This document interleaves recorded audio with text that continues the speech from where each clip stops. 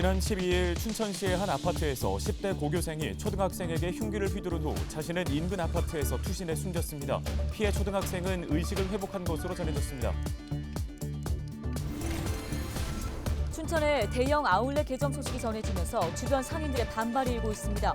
반면 주민들은 아울렛 입점을 반기면서 엇갈린 입장을 보이고 있는데요. 관련 소식 전해드립니다. 김홍규 강릉시장이 국가항만 조성을 위한 활동에 돌입했습니다. 김 시장은 취임 후 처음으로 옥계항을 찾아 국가항만 조성 가능성을 짚어봤습니다. 강원 지역 코로나19 확진자가 50여일 만에 1,000명을 넘겼습니다. 지난 13일 자정 기준 강원 지역에서는 1,047명의 확진자가 발생한 것으로 집계됐습니다.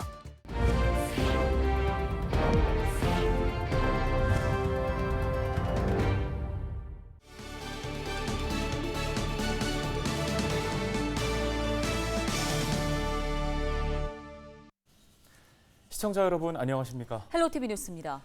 춘천에서 10대 남학생이 어린 여학생에게 흉기를 휘둘러 크게 다치게 하는 충격적인 사건이 있었습니다. 용의자는 달아났다가 아파트 옥상에서 뛰어내려 스스로 목숨을 끊었습니다. 네, 크게 다쳤던 피해 학생은 수술을 받고 다행히 의식을 되찾은 것으로 전해졌습니다. 경찰은 정확한 사건 경위를 조사 중입니다. 전소영 기자입니다. 춘천의 한 아파트입니다. 아파트 현관 입구에는 통제선이 쳐져 있고 경찰들이 출입을 막고 있습니다. 과학수사관들은 현장에서 증거를 찾기 위해 분주한 모습입니다. 이 아파트 엘리베이터 안에서 초등학교 6학년 여학생 A양이 흉기에 찔리는 사건이 발생한 건 지난 12일 오후 7시쯤. 하얀 집은 좀 넓고 교사하는 사람들이 왔다 갔다 뛰어흘러 있고 계단에 남자는 피 묻어있고. 경찰은 17살 남자 고등학생 B군을 이 사건의 유력한 용의자로 보고 있습니다.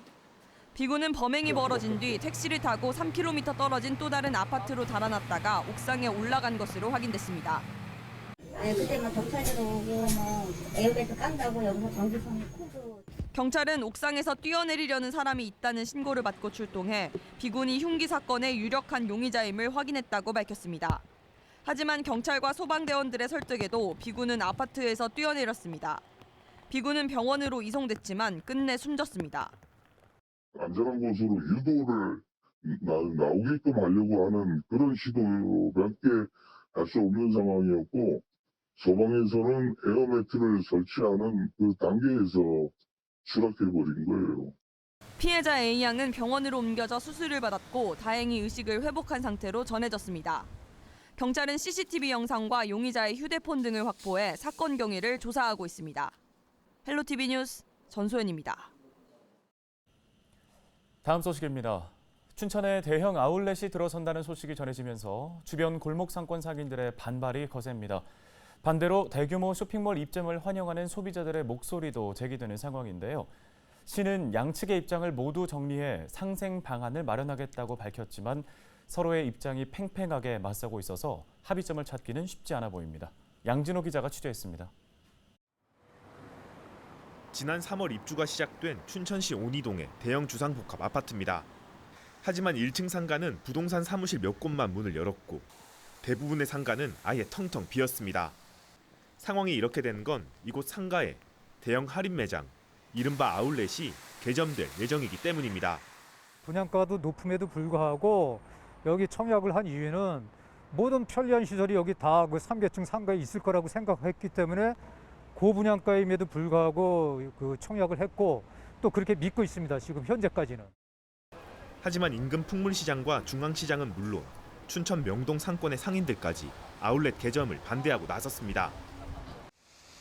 이곳 주상복합에서 불과 5분 남짓 걸어가면 전통시장인 풍물시장이 자리 잡고 있습니다. 1km가 채 되지 않는 거리인데요. 이럴 경우 아울렛 측은 춘천시의 유통상생발전협의회에서 전통시장과의 상생협의안을 반드시 도출해야 합니다. 전통시장 주변 1km는 관련법에서 전통시장 보호구역으로 지정해 놓았기 때문입니다.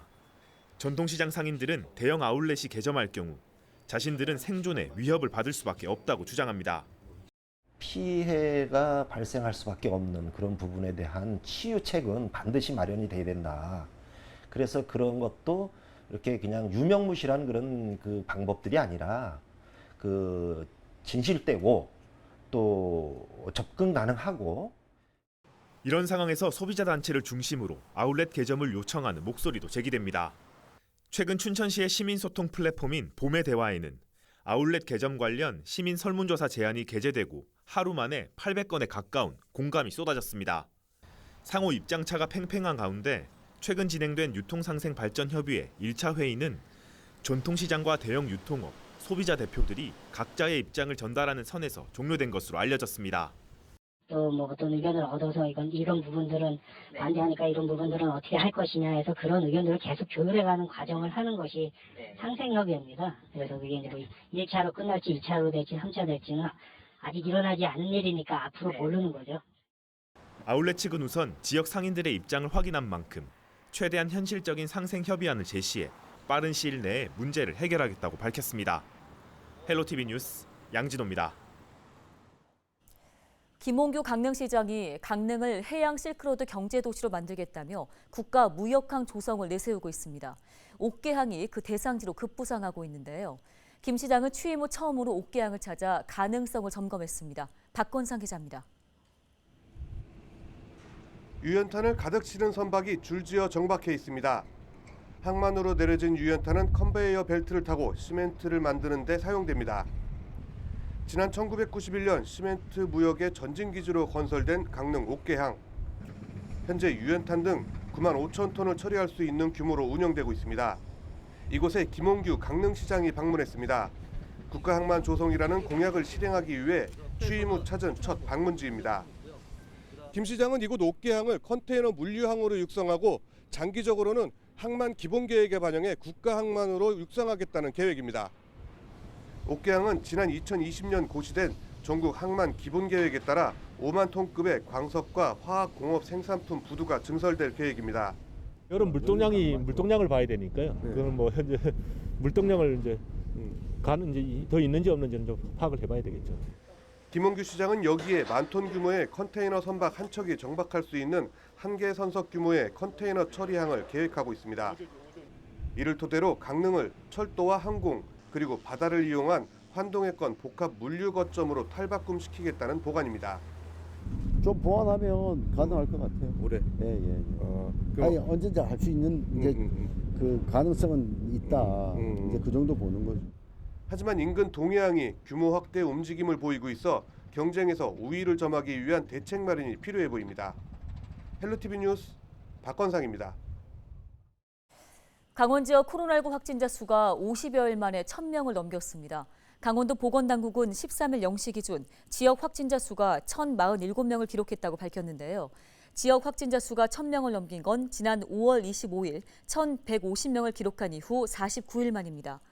지역별로는 춘천이 227명, 원주 209명, 강릉 133명 등으로 3개 지역에서 모두 세 자릿수를 기록했습니다. 누적 확진자 수는 53만 명을 넘어섰고 4차 백신 접종률은 11.3%로 집계됐습니다. 강원도가 오늘 15일부터 다음 달 28일까지 코로나19 특별 방역 기간을 운영합니다. 이 기간 강원도는 관광지에 있는 다중이용시설에 방역관리자를 지정해서 관리에 나설 계획인데요. 방역당국은 실내 마스크 착용, 주기적 환기 등 개인 방역 지침을 지켜달라고 당부했습니다.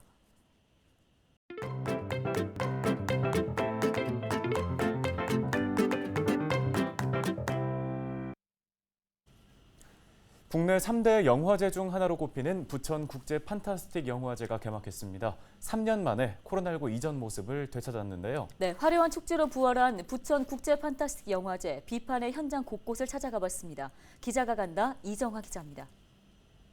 제26회 부천 국제 판타스틱 영화제의 개막식이 열리는 현장입니다. 이 사람과 사람이 만나는 것조차 힘들었던 코로나19 상황 이후 정말 축제다운 축제가 오랜만에 열리는 건데요.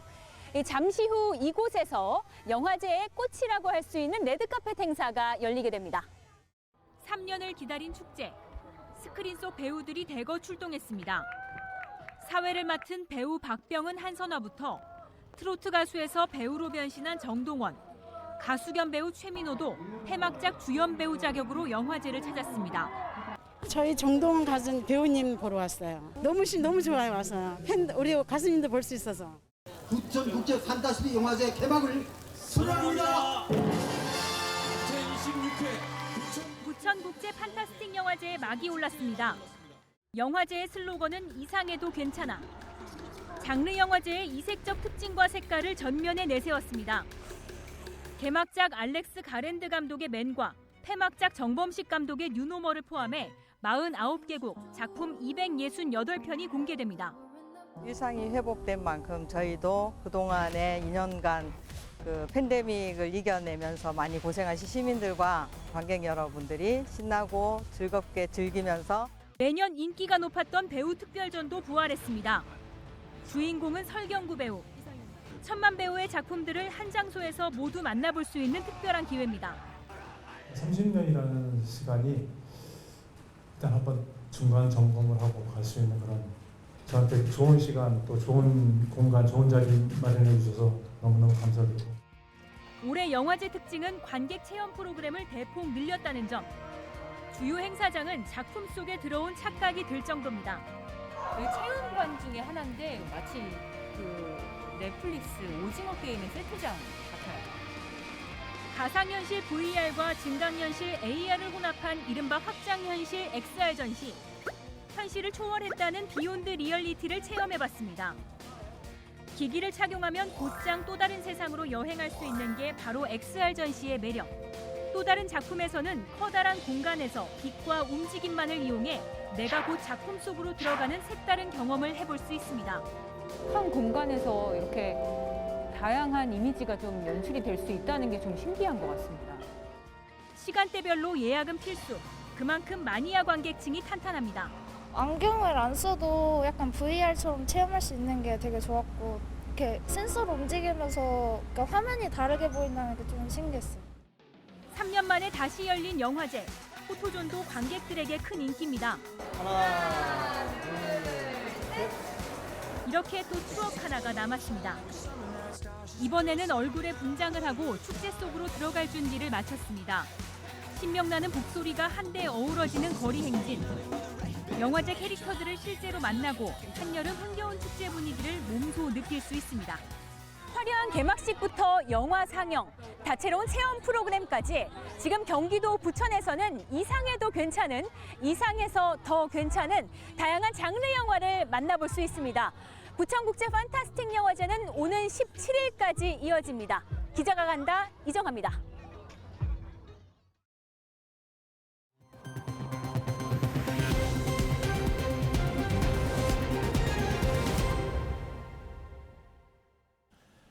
국민건강보험공단이 투명 페트병을 모아 인형, 의류 등으로 재활용하는 사업에 나섰습니다. 공단은 지난 12일 원주시와 환경전문기업 등과 협약을 맺고 투명 페트병 무인 회수기 5대를 시와 공단에 설치하기로 했습니다. 고품질로 수집돼서 처리가 될 경우에는 옷 같은 걸로 만들게 되고 저품질 수집된 것들은 어떤 소미라든가 카페트 이런 용도로 활용이 되게 됩니다. 공단에서 이런 활동을 통해서 기부하는 걸로 제가 알고 있습니다. 시민들은 무인 회수기에 투명 페트병을 투입하면 적립금을 쌓아 지역화폐로 사용할 수 있습니다. 속초시가 모든 시민을 대상으로 1인당 20만 원의 희망 지원금을 지급한다고 밝혔습니다.